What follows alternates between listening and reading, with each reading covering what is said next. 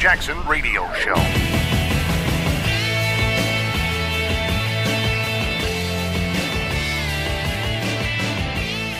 Talk about one of the more controversial issues that we face here in Maryland is the legalization of marijuana, pot, cannabis, if you will. We here in Maryland passed medicinal cannabis in 2014.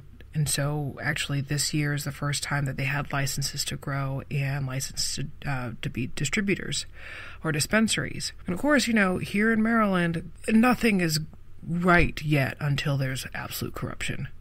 So even in this iteration of partial access to in my opinion, a plant that really shouldn't be so regulated, it's more even regulated than fentanyl these days. But you ruin that program. You only allowed for a handful of growers to get licenses in the first place. And oh, by the way, all of them are your cousins and your, campaign contributors. I should probably introduce myself. I'm Liz Matory. Hi. I'm filling in for Kevin Jackson on The Kevin Jackson Show, KJRadio.com.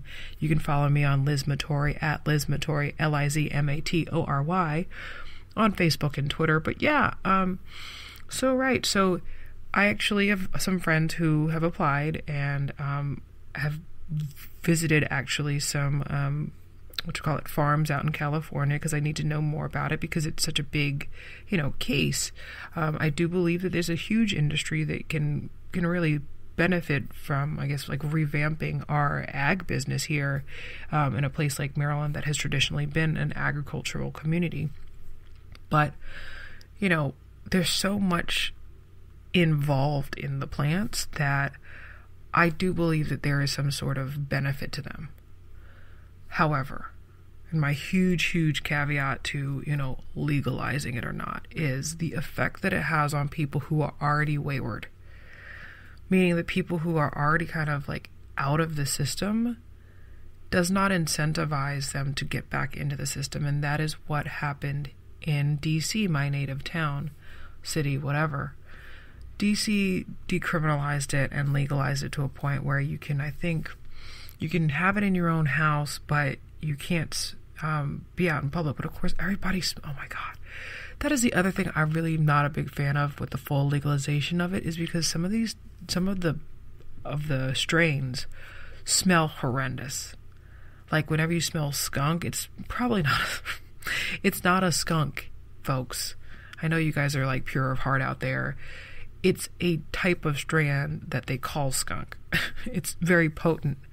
And the term that they will use is it's loud. So it's loud. And loud actually is not as good of a strain as the ones that actually are very docile when it comes to the fragrance. But I'm sorry, I'm getting too much into cannabis. But that is my issue with legalization, that the people who are, teenagers or under 25s or even under 35 that are not employed, for example, it's very hard to stay, keep, and get a job when you didn't have a work ethic in the first place.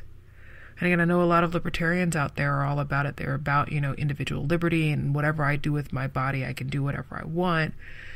And again, I love the wonderful libertarians, but not everybody lives at that high standard that we all aspire for. And what happens if people don't even know that that's an option?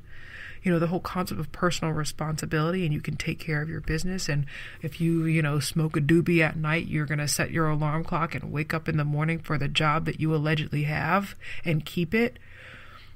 All these variables out there is those are the problems that I have. And also I cannot stand.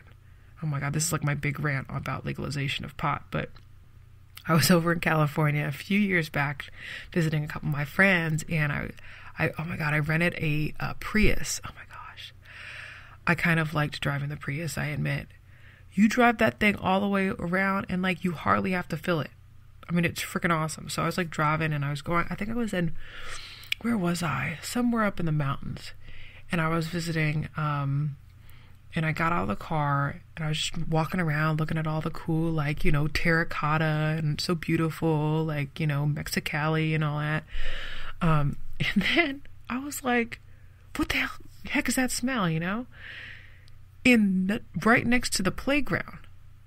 And that's my problem. Like, if you are going to do the deed, can you be a little bit more like respectful for like everybody else, including children?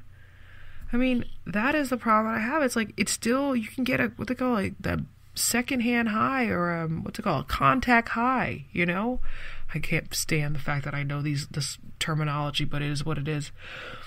And again, like, if we have the medical cannabis program that they totally just destroyed, if anyone, they need to increase the grower licenses. Oh, there's the thing that happened with us, you don't know about this, but they had they allowed for 12 licenses, but only 3 people got up and running by this year. And so there's like tons of dispensaries now across the state, but there are only a handful of growers that can create enough product for said dispensary. So you have all these people who actually have like chronic illnesses and actually have been prescribed this, medicine to take care of their pain management or what have you. And a lot of the children who have epilepsy use the oils.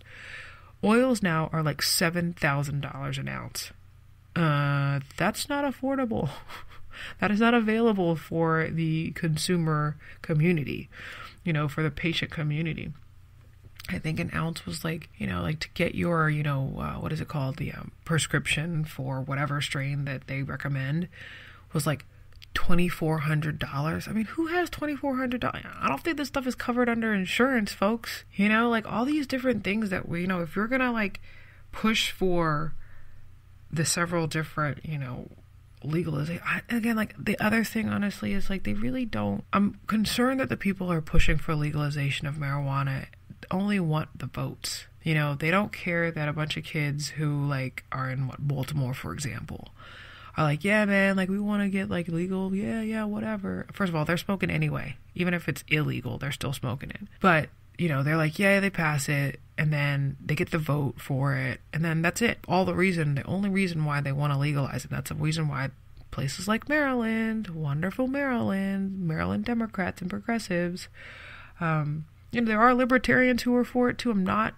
going to short you libertarians out there, but I just wish that there was a lot more personal responsibility in place before we went there.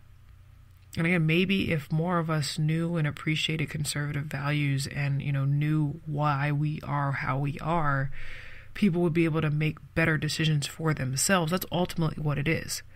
I don't like the fact that the government is, basically force feeding us certain ways of living. And, when you're living, in 3 generations of poverty and like, all is relatively not as fruitful of living, then all you need is to get high and just turn it off and like forget about it and then not be productive again. How is that a solution? But yes, guess what? Progressives really don't care about the benefit of the community. If you push them, they just want their weed.